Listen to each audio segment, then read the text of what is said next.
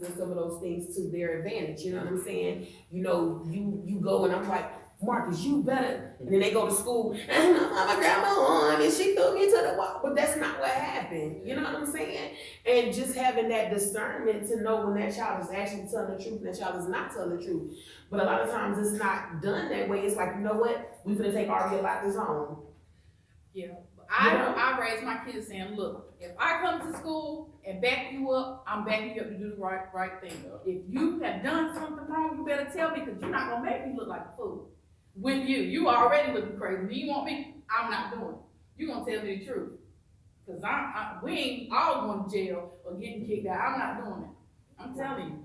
Right here it says on stopbullying.gov, it says there is no federal law that specifically applies to bullying. In some cases, when bullying is based on race, ethnicity, color, national origin, or sex, disability, or I don't know what to pay that. It is not, there's really no laws. So what do we do? But you said they are putting something in place now. Yeah, they have been discussing where if your child is, you know, bullying, and I don't know if it's gonna be, you know, like, we've notified you, we told you about the situation, nothing is being done, then you'll be held accountable.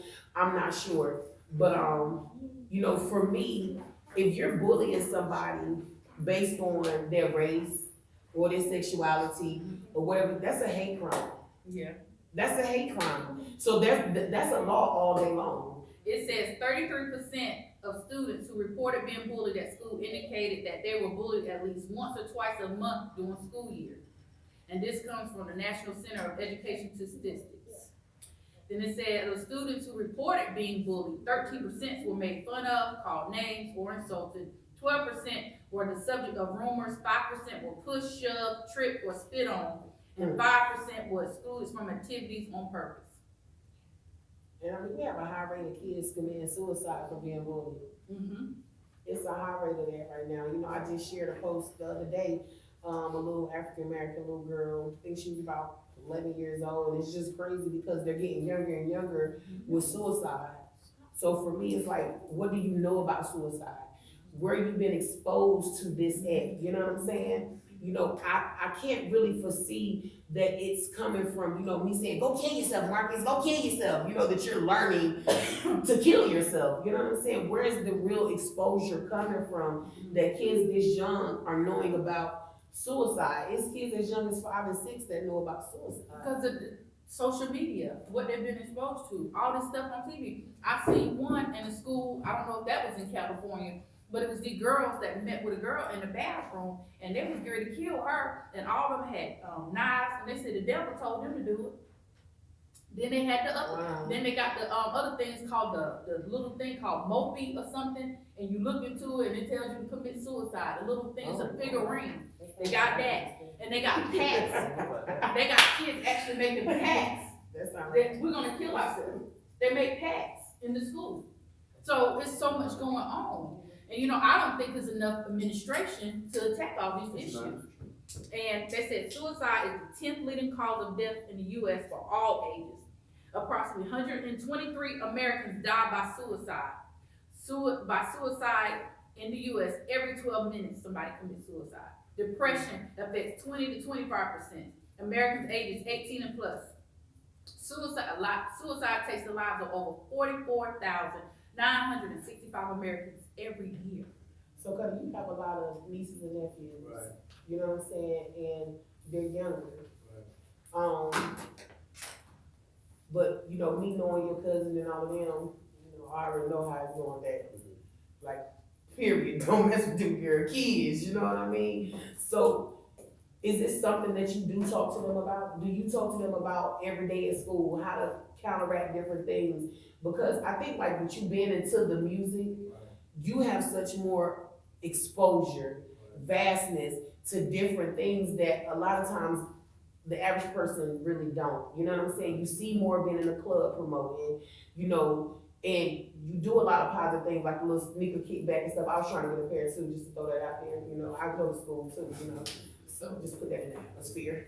But do you ever have to talk to them about stuff like that? I mean, not too much really, but I just talk to them more or less about life, more or less about life, what's going on, how they feel, what they going through, school daily, outside of school, while they in school, more or less about, cause sometimes, well, they might not want to talk to their mother, they might want to talk to their father, you know what I mean? Yeah. So they might want to talk to somebody more neutral like me. Mm-hmm. So we discuss different things like they want to talk to them about and stuff like that. So that's more or less what we be based on. Right. Right. So Marcus, you being in the alternative school, Mm-hmm. I know you deal with bullying. Yeah. So how do y'all deal with that? So I'm gonna play devil advocate. Cause I was listening to a lot of stuff y'all saying, like the rumors, all that stuff, like that's gonna happen in life when you get out. Yeah. So I almost feel like you need a little bit now. Bullying, yeah, that's drastic. But you can get bullied at work. Like, you know what I'm saying? Like these things are gonna come to life and then so you listen to all this rap music, all this game banging being hard, but you complain about being bullied. Like that's just kinda why you're complaining about a rumor. But yet you're listening to all this game banging trying to be hard to trying to be perceived this way, but this is really bothering you. Like it kind of is a conflict for me, and it kind of bothers me internally because like I think you need to be exposed to some elements because like that's life.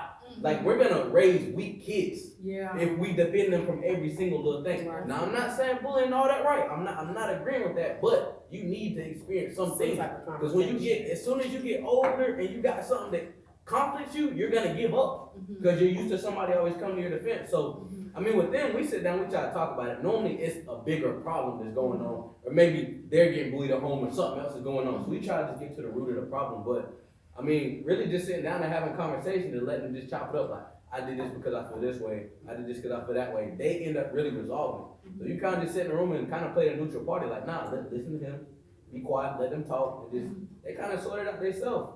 But I just think we gotta stop being so weak, almost to an extent, because you defend them from everything. When they get older, they just gonna be looking for you.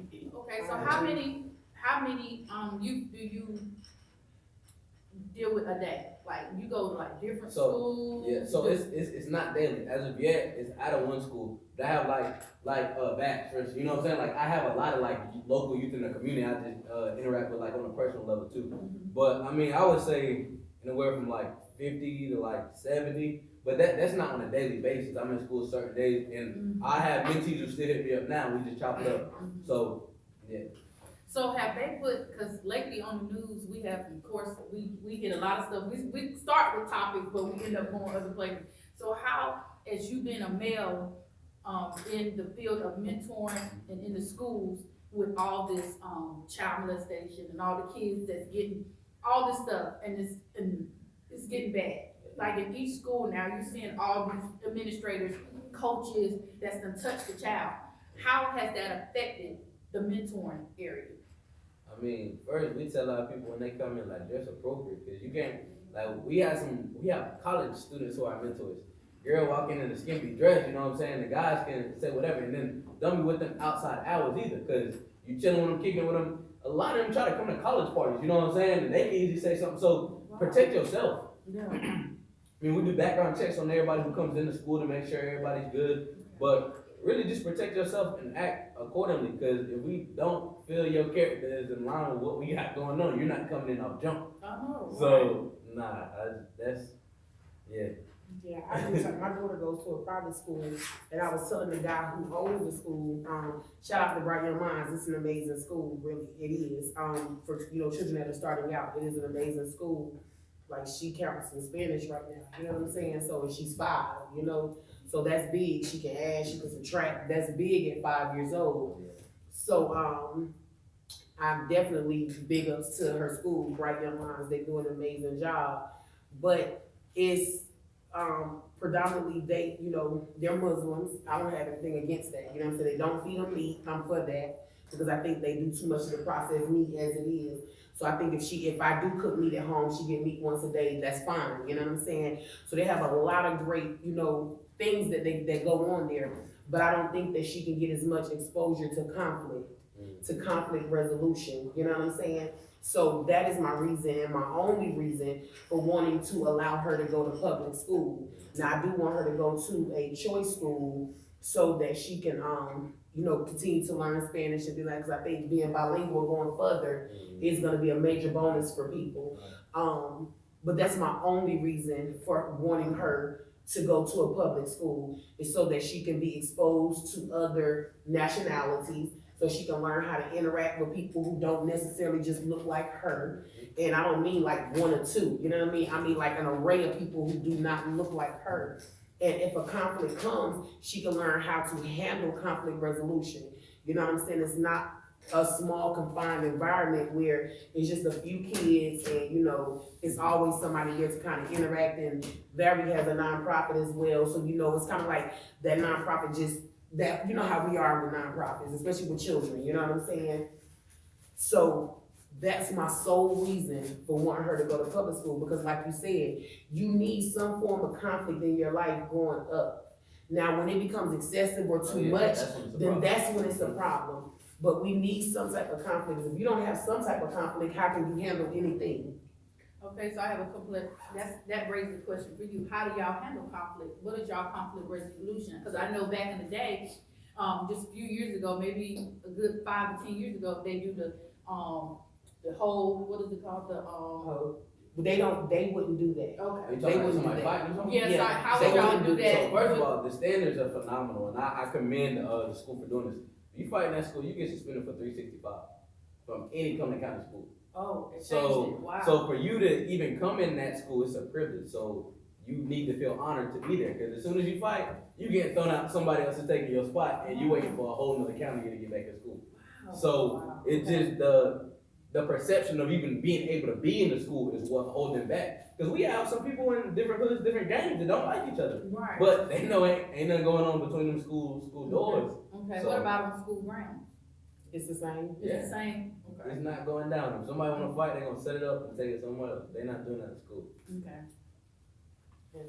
So it is after 7. You guys, this was great. We wanna thank, Cutter Hawkins for coming and sharing, enlightening us on the rap industry. And, but I do wanna ask him a question before we close, y'all. What is your conflict resolution? If, let's say you're at a concert and you're promoting, doing something, and two of the entertainers get ready to get into it over some words that have been said or something backstage, how do you handle that? To the promoters or to like the artists? You mean? The artist, but you being the promoter and you kind of being in charge. Me being the promoter and like two of the artists get into it. Mm-hmm. But there's different ways we can handle it. We can get security. Do they lose their, hey, I was getting ready to sign you and help you, but you just messed that up. Right. Oh, okay. No, I mean, Well, he just had a conflict though. I mean, yeah. And he addressed it real well. We had different conflicts, different issues. I mean, like she said, we just had a conflict. We just had a situation for us. We threw a show in Charlotte. You know what I mean? Ryan Wave was supposed to perform. You know what I mean? As in, some people feel like he didn't show up, but he actually did show up. But the venue was too full of capacity, where it was like a breach with people standing on top of each other. So someone actually paid for VIP, and we wasn't able to compensate the VIP because they wasn't able to get to the area, so someone put a fire hazard. Wow. It was capacity, and they mad because they paid X amount of dollars and they can't get to the place they're supposed to go to. So, like that. But, shout out to everybody that came and traveled near and far. Like I said before, we appreciate y'all. But, we just have to handle it different ways. Sometimes it's out of our control. Like, we pay the artists, and it's out of our control. Like, really nothing more else I can do about the situation, So it's like, we handle different ways, try to figure out the best way to resolve the situation, Cause that falls back on you, right? That falls on you. It does. So, like, it's not, in actuality, it's the club fault. But I'm the promoter, so people look at me because I'm responsible for bringing the artist there and making sure the artist gets on stage. So now it falls back on me. In actuality, I did my part, he got his money, he got paid, and I'm just waiting on him to get in. So, Right. Yeah. Okay. Wow, so your job is harder than what it looks like. Yep, it's harder than what it looks like. It definitely is. Give me a headache right now. Okay. Okay, so we wanna thank everybody for coming. Thank you, Cutter Hawkins. Thank you, Mr. Marcus Jenkins. It was awesome. We appreciate y'all. Thank you for the watchers and viewers to take your time out your busy schedules to come hear about us and chop it up with us on Brains Over Bullets 26. And you're welcome to come. We're always inviting people to come because we want to get the aspect from everybody, because nobody is better than anybody on here. Everybody deserves respect and everybody has a voice. And our job, our main point is trying to do what we can in this community to come together and try to save our youth. Because as me, I'm a victim of that. I lost my son in this community due to violence and gun violence.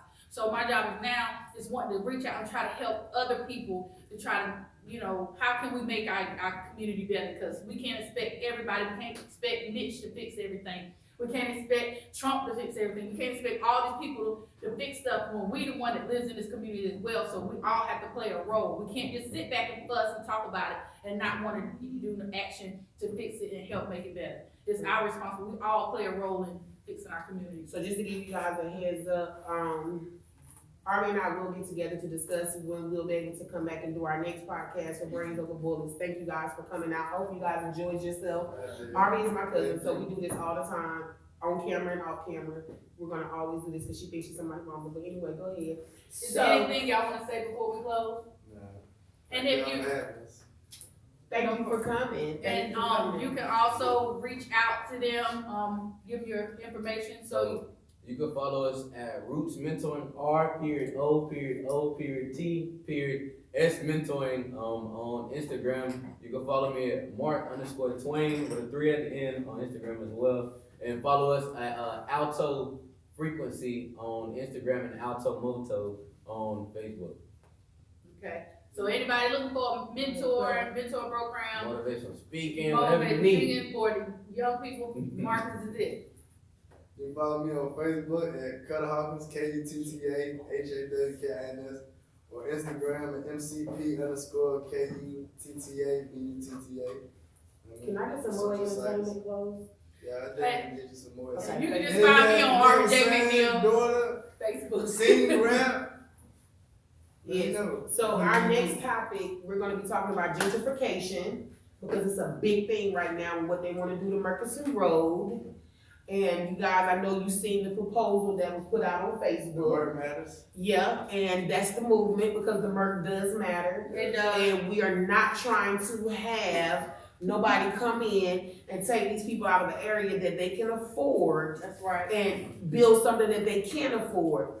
It's gonna cause the homeless population to increase tremendously with African Americans. You understand what I'm saying? So, yeah, people might not like what I'm saying, but the truth is what it is. I stand on what I say. We don't need no trailways and bike parks over there. We got enough on the other side. You know what I mean? We don't need that over there. What we need over there is for you to come in and fix up what these people already got. Right. Fix that up. You understand what I'm saying?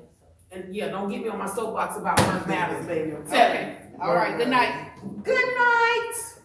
Micaiah, hit the end button, baby, on Armies.